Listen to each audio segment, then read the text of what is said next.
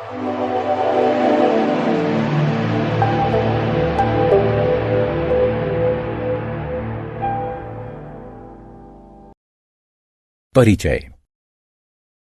भाई, मुझे बहुत भूख लगी है।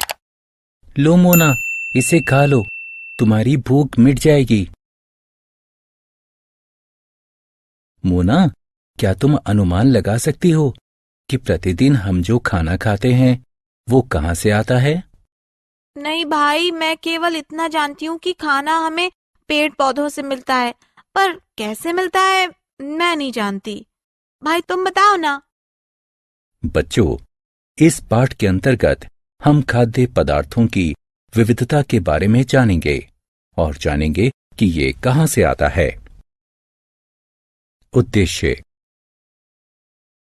इस पाठ के अंत में आप निम्न करने में सक्षम हो जाएंगे: भोजन के विभिन्न प्रकारों को पहचानना, भोजन को परिभाषित करना, खाद्य सामग्री और उनके स्रोतों के बारे में जानना, खाद्य के रूप में पौधों के विभिन्न भागों को पहचानना, खाद्य के रूप में विभिन्न जंतु उत्पादों पर चर्चा करना, जंतु क्या खाते हैं ये समझना, जंतुओं के प्रकारों को उनके खाने की आदतों के आधार पर जानना, जैसे शाकाहारी, मांसाहारी और सर्वाहारी।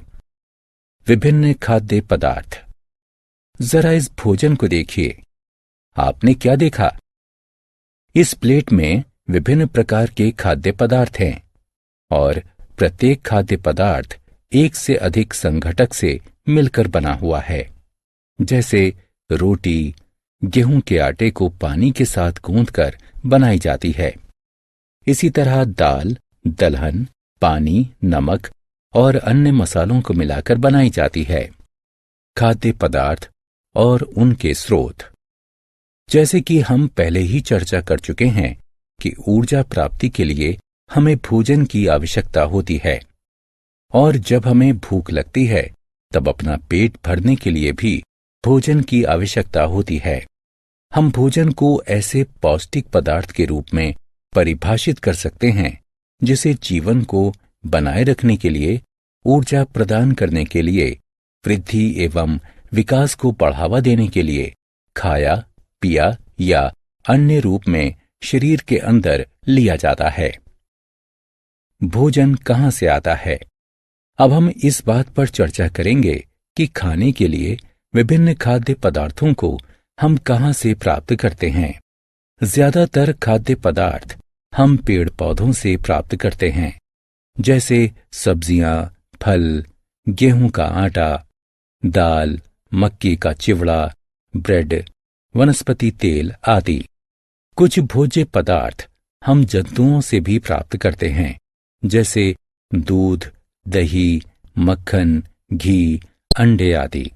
मछली, चिकन, गोमांस यानी बीफ, सुअर का मांस यानी पोर्क आदि भी जंतुओं से प्राप्त किया जाता है। भोजन के रूप में पौधे के भाग और जंतु उत्पाद। हम जानते हैं कि अधिकांश भोजन हमें पौधों से ही प्राप्त होता है। पौधों के विभिन्न भाग हमें अलग अलग प्रकार के खाद्य पदार्थ देते हैं। हम पालक, सरसों, फेनुग्रीक, सलाद आदि की पत्तियां खाते हैं।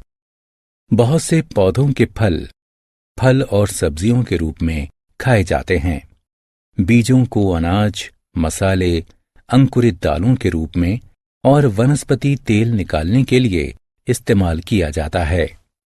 कुछ पौधों के तने और जड़ों को भी सब्जियों के रूप में इस्तेमाल किया जाता है। आत्म मूल्यांकन। निम्नलिखित का मिलान करें।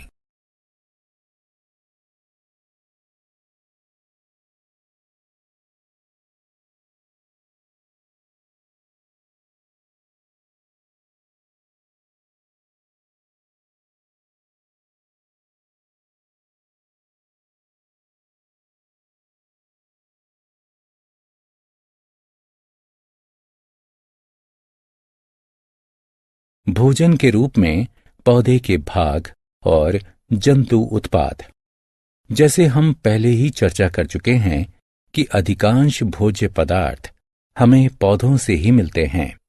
जंतु भी हमें कुछ महत्वपूर्ण उत्पाद प्रदान करते हैं जिन्हें हम प्रतिदिन उपयोग में लाते हैं, जैसे दूध, दही, घी, अंडे आदि।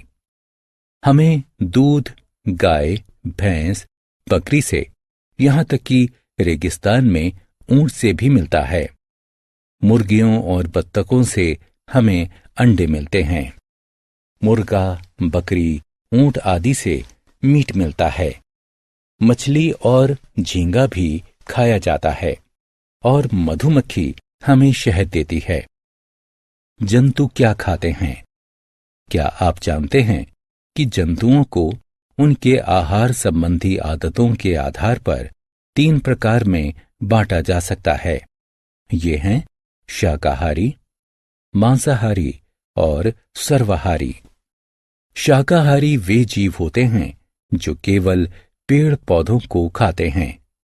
उदाहरण गाय, भैंस, बकरी, हिरन, हाथी आदि। मांसाहारी वे जीव होते हैं जो केवल दूसरे जानवरों को खाते हैं।